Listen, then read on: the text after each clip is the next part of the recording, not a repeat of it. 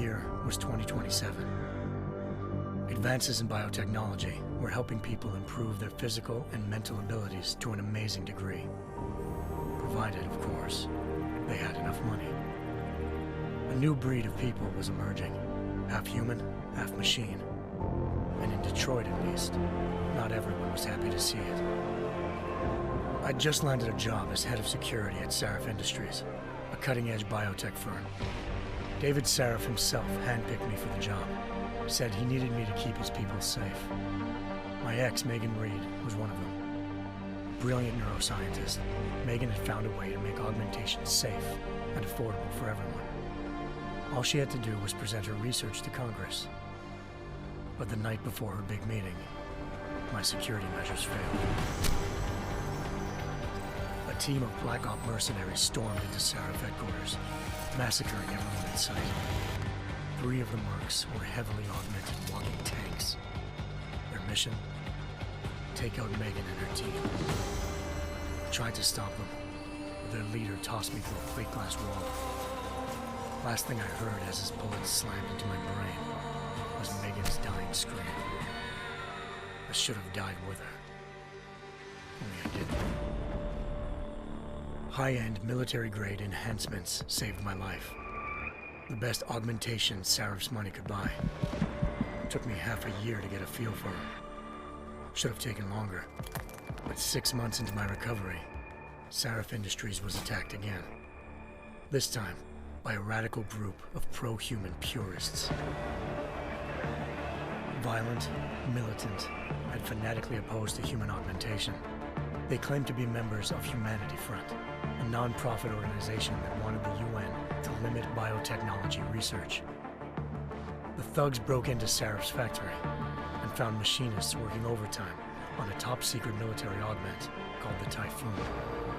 Sarif sent me to retrieve it, and when I did, I found one of the so-called purists next to it, wired with cerebral implants, trying to download its classified specs.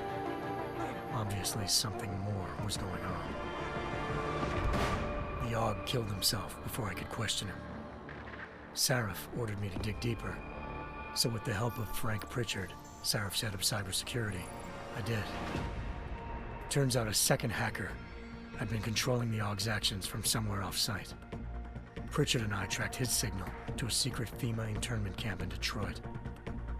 The Black Op mercenaries were there. The same mercs who'd left me for dead 6 months before. Figured they'd try again when they saw me. It wasn't so easy for them this time. I took out the tank named Barrett, even got him to give me a new lead. A penthouse apartment in China. Of course, we both knew it would be a trap in the end.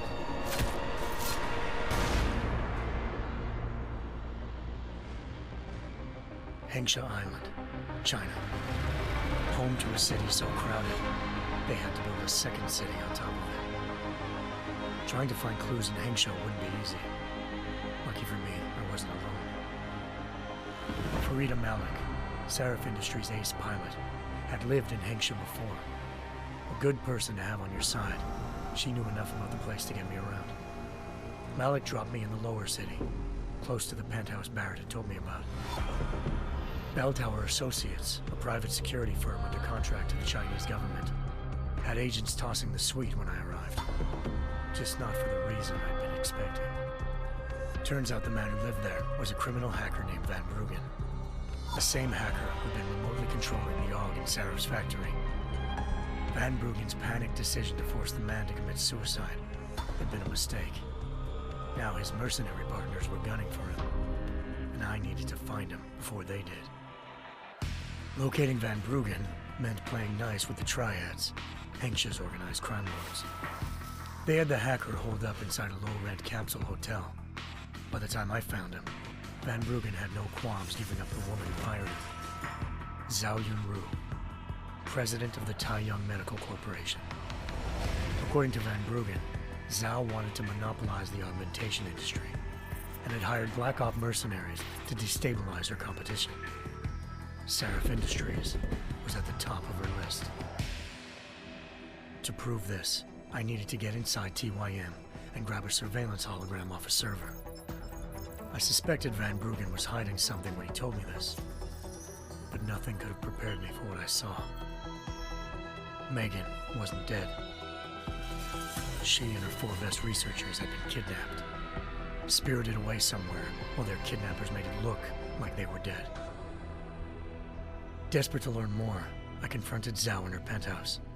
She claimed to be a pawn in a bigger plan, and hinted at a group so powerful it controlled global interests at a whim. Then she slipped into a panic room and hit the alarm, forcing me to make a very quick exit. I figured Zhao was lying, but part of her confession made sense. David Saraf had been worried about his people. So worried, he'd required all of them to have subdermal locator devices surgically implanted. The GPLs would have been broadcasting the day of the attack. But Zhao said a single call to Picus, the world's leader in global 24-hour satellite news, had turned those signals off. I needed to fly to Picus headquarters in Montreal if I wanted to learn more.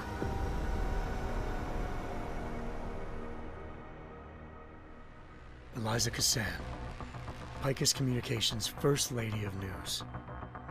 Malik thought I was reaching when I told her Eliza was involved in this. The world's most famous news anchor, working with a mercenary hit squad. But when I confronted Cassan in her office, she freely admitted to jamming Detroit's satellites the night Megan's team had been taken. Said she's just been following her commands. I suspected she wanted to say more. But Black Op mercenaries showed up looking to shut us both down. And just like that, the Eliza I'd been talking to disappeared. The Mercs were led by an augmented killer I'd crossed paths with twice before, Fedorova, a woman who'd made silence her best friend. She waited for me to track Eliza's transmission to a secret server room underneath the Picus complex, then jumped me from behind. A deadly fight ensued. I made sure she never moved silently again. With Fedorova down and no one left to keep Eliza quiet, she reappeared. Turns out Picus's First Lady of News wasn't a lady at all. She was a sophisticated AI program, engineered to monitor data streams and control what people believed. Eliza told me the Mercs had brought in a Humanity Front doctor named Isaiah Sandoval to remove the scientist's implanted tracking devices while Detroit's satellites were down. She also told me to speak to David Saraf if I wanted to learn more. By the time Malik and I got back to Detroit, tensions between normal and augmented citizens had reached a flashpoint. Riots were breaking out in several cities, and the UN was being urged to intervene. Saraf was trying hard to convince Hugh Darrow, the inventor-turned-philanthropist who'd once been a leading proponent of enhancement technologies, to help stop a possible regulatory vote. Saraf had a lot riding on Darrow. Megan's discovery would have given millions of people the chance to evolve beyond their normal human abilities, and at the same time catapulted Saraf Industries to the top of the Fortune 500. According to Saraf, Megan's kidnappers knew this, and didn't want people evolving unless they controlled how it was done. He called his enemies illuminati, and urged me to keep searching. Determined to do so, I tracked down Sandoval via America's most outspoken augmentation opponent, Bill Taggart, Sandoval's boss and founder of Humanity Front. Sandoval admitted to operating on Megan's team when I confronted him, but said he hadn't removed their GPLs. He'd merely switched them to a different frequency. Pritchard was able to trace one of the signals to China. Malik and I immediately took off in pursuit. Unfortunately, the Illuminati were one step ahead.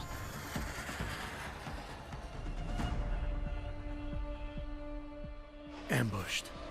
Shot out of the sky by Bell Tower associates, seconds after entering Hengsha's airspace. Malik's piloting skills saved me.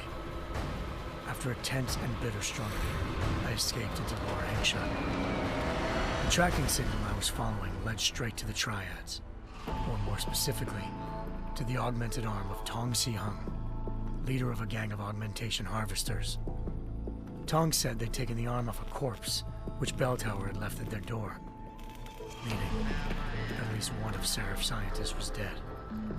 Maybe not the rest of them, though. Tong pointed me to a port used for human trafficking and helped me slip aboard a Bell Tower ship. It was sailing to Rifleman Bank Station, a military base in the South China Sea. Bell Tower was holding kidnapped civilians as prisoners there, and using them to perfect the Hyron Project, a human-computer interface that left most of its test subjects dead. My search for Megan would have ended then, if not for a mysterious ally named Quinn. In exchange for my help exposing Bell Tower, he slipped me aboard a second ship headed to Singapore and an Illuminati-run biotech facility called Omega Ranch. 3 of Seraph's scientists were there, forced by their captors to create a technology capable of remotely shutting down augmented abilities. Thanks to an emergency recall notice issued by the World Health Organization, millions of people all over the world already had the biochip installed. With the help of the scientists, I tracked Megan to a private section of the ranch. There, I ran into Yaron Namir, the walking tank who'd put a bullet in my brain the first time we met. He'd teamed up with Zhao and was hoping to catch me off guard. Their little ambush didn't work. I found Megan in a suite belonging to Hugh Darrow, the billionaire philanthropist who'd Seraph had called on for help. Darrow had convinced her to go along with the biochip plan by promising to sabotage the tech. As she was explaining this, Darrow appeared in a global broadcast, telling the world that augmentations would be the death of mankind. Then he activated the biochips to prove his point. All over the world, augmented people flew into a killing frenzy. Darrow had betrayed everyone, and it was up to me to set things right. To do it, I had to reach Panchaea, a massive installation in the Arctic Ocean. As I raced through corridors built by an all-augmented workforce, I saw death and destruction firsthand. By the time I shut down Darrow's broadcast, I knew the damage he'd done. Still, humanity's future remained unclear. How would the world react to this sabotage? Would people ever regain their faith in augmentations again?